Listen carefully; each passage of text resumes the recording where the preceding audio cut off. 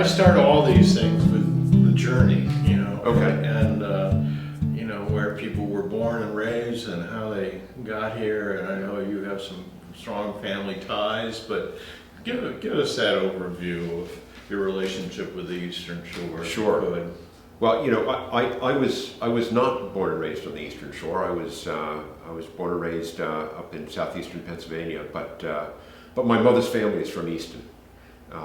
In fact, my grandfather was born in Easton. He retired to Easton, and I would come down and spend summers with him as a teenager, and look for a fun summer job on the waterfront, and that got me hooked.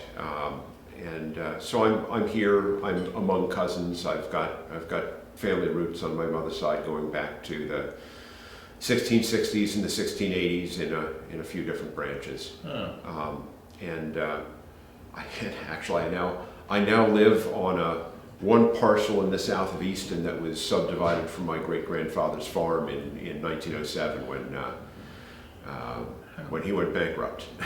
Oh, maybe that's the footnote we don't want to know about, but it's so great. But you know, I forgot where you went to school, but I mean, did you always want to live here? I mean, I think you did. Yeah, well, from the time I was in college, yeah, I had my heart was certainly in this place, and literally the week I got out of grad school, I came down here for another summer, and that summer morphed into full-time living. So I've been here full-time since 1991. Wow. There's a big difference between having a regular job and seeking public office. And I forgot when you first ran for Easton Town Council, but was that your first go-round?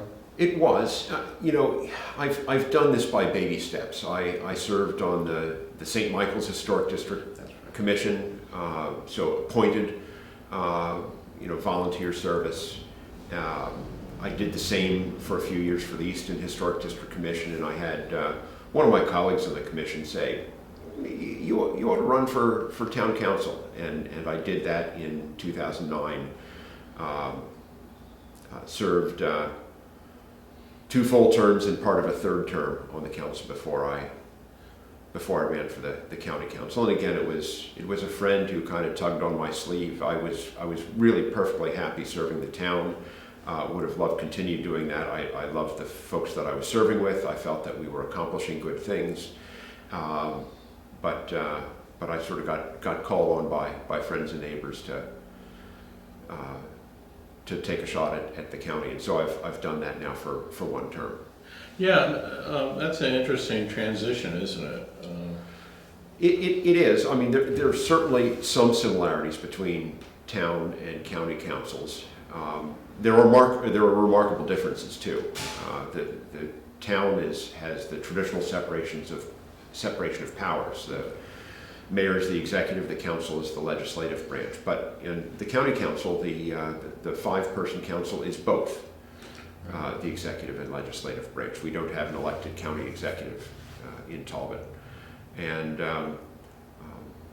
so that administrative function certainly takes more time, and you've got to deliberate. You don't have one person calling the shots and giving the direction. You need a consensus of at least 3 people to give direction to staff. You know, it's I'm trying to think of the controversies that were part of your Easton tenure. I think one of them was the Avalon, actually. Yes.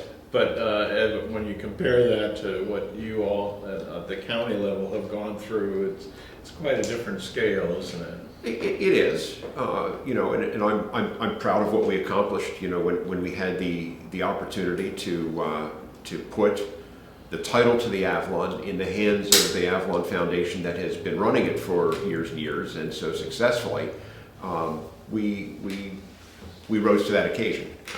We made that possible, and I'm proud that we did. But yes, there and up till that point, I think that was the record for how full my inbox got. But yes, on the county level, I think there are some issues that have exceeded that several times over. When we think about that run that you took, what were the issues that you wanted to focus on in a perfect world For the county council? for the county council? Well, what motivated me for the town council and is the same thing that motivated me for the county council, which was growth and development issues. In the early 2000s, this was in the midst of the housing boom, I was concerned about the pace of growth and will Easton retain its small town character?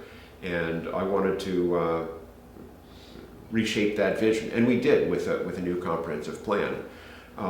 And my motivation for running for the county council is exactly the same. I want to see us supporting our municipalities, directing our growth into our municipalities, and preserving open space where we value that. You know, it's the character of this county is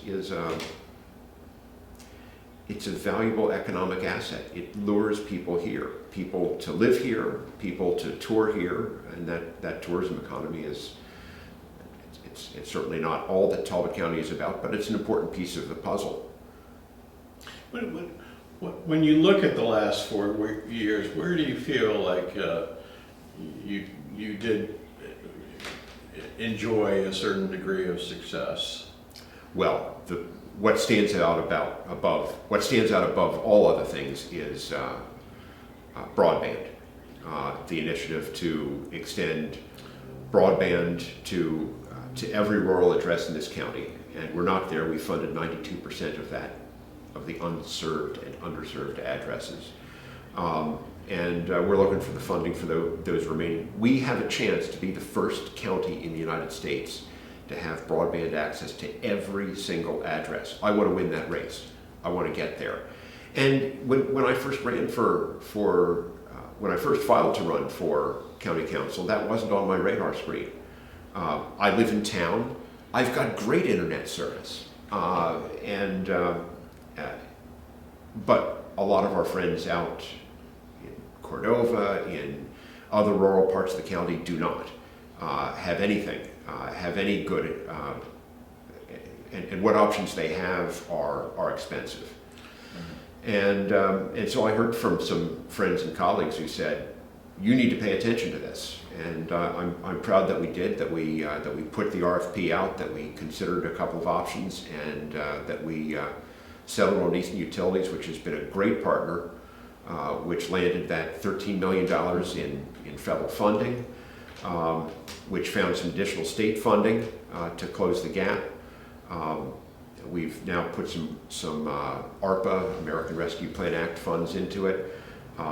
And we've had consensus around the table to do this, but this became a priority of mine, and I think it is this council's proudest achievement. It's transformational in the way that the rural electrification was back in the 1930s. But how do we finish up the last mile in Talbot County? You said we're at 92%. Yeah. Well, how do we get to that first county in America status? You know, there still is more federal funding out there. There still is more state funding out there. Cecil County, we saw just landed a nice state funding package for rural broadband. And if you look at the map of the Talbot Connect project at what is already covered, what is already served, what is under construction now, and there are a few white areas, and none of them are large. They're scattered around. They're mostly, frankly, in the St. Michael's and Bay 100 district. Mm-hmm. And it's a matter of closing those additional. And the problem is, of course, if it made business sense for an internet service provider to take it that last mile, to take it up to the driveway of each of these addresses, it would already be done. But it doesn't make economic sense. You'd have to charge too much to those residents to make it affordable. And so what we have to do is find something to fill that delta. something to fill that gap. And it's been this state funding, it's been federal funding, the county's put in some money, the internet service provider, Eastern Utilities, put in some money. And with all these pieces, we've been able to fill that gap. We've done that now for 92% of those rural addresses where it didn't make business sense. And those are under construction now. In the next couple of years, in the next few years, we're going to have that availability to everybody, affordable and quality internet. And I'm determined that we find it for those remaining addresses. I'm hopeful, frankly, that once we complete this project, that we can actually encourage not just one service provider to every address, but that we can actually get some competition going, which of course, when you can achieve that, that always serves the customer's interests. Yeah. When you, once again, when you look in hindsight, are there other highlights, and frankly, are there any low points over the last 4 years that may have disappointed you and need to work on harder? You know, well, I'm proud of what we've done with parks, with some investment in the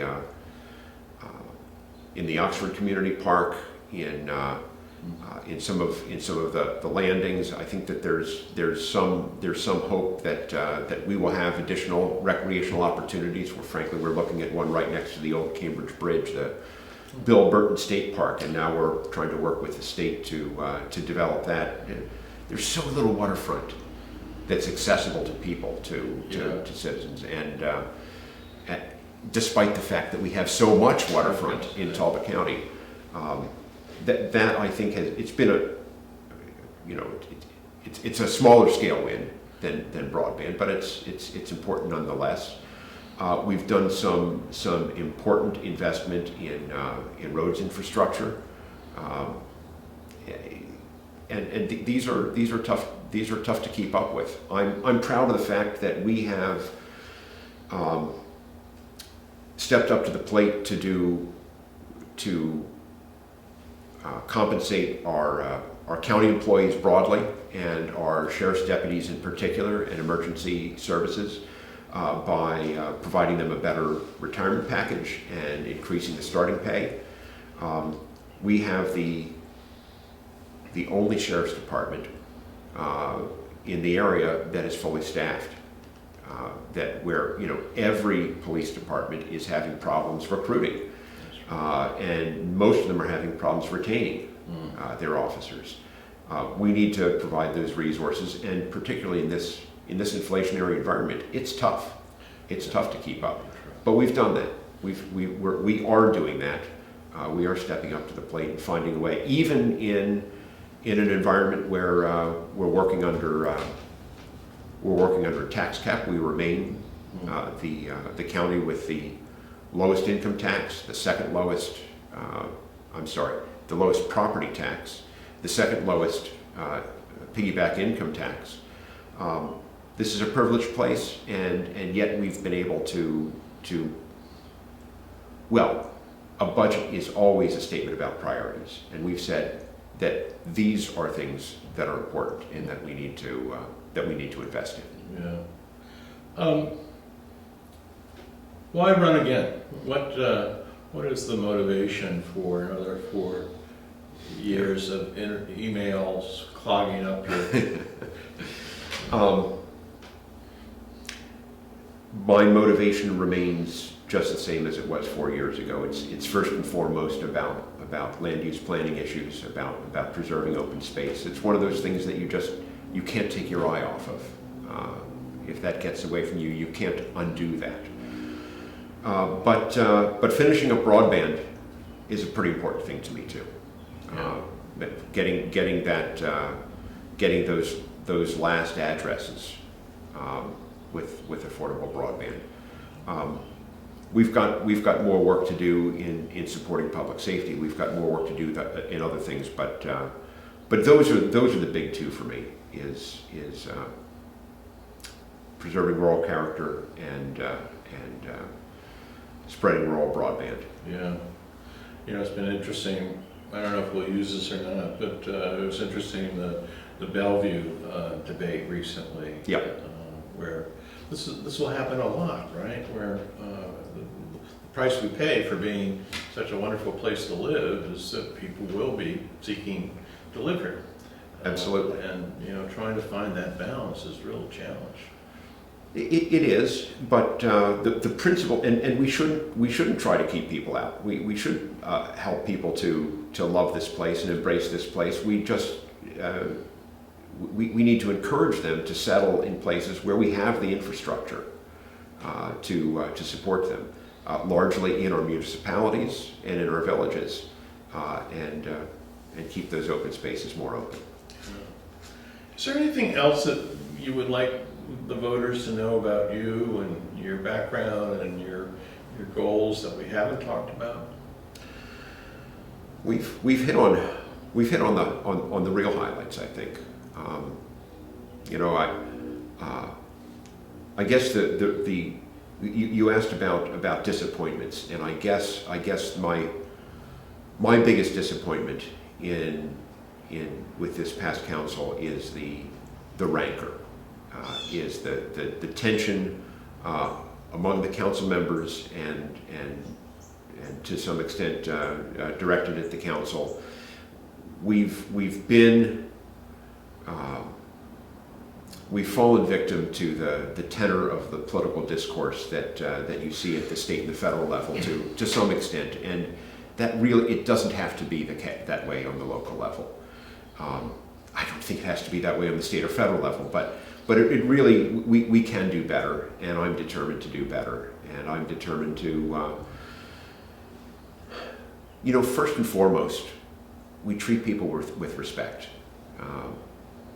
People reciprocate when you do that, and I think that's the way you go. We have to remember not to take the bait when somebody amps up the rhetoric, when somebody raises the tension. We can't respond in kind. We have to do our part to ensure that we're all talking communicating in a respectful manner. Yeah. The one thing I forgot to ask about is this is a contested primary. Yes. So I'm always interested in the differentials, and you know, what do you feel like you're bringing to the table that maybe your other people running in the race are not? Well, I hope I'm not unique in prioritizing what I am prioritizing in terms of preserving the county's rural character and rural broadband. And what I hope is that I find, because as a council member I'm one of 5, I can only be effective if when I'm with a majority. And so I do hope to find some like-minded council members to serve with me. That would be more satisfying than anything else. Yeah. Thank you so much.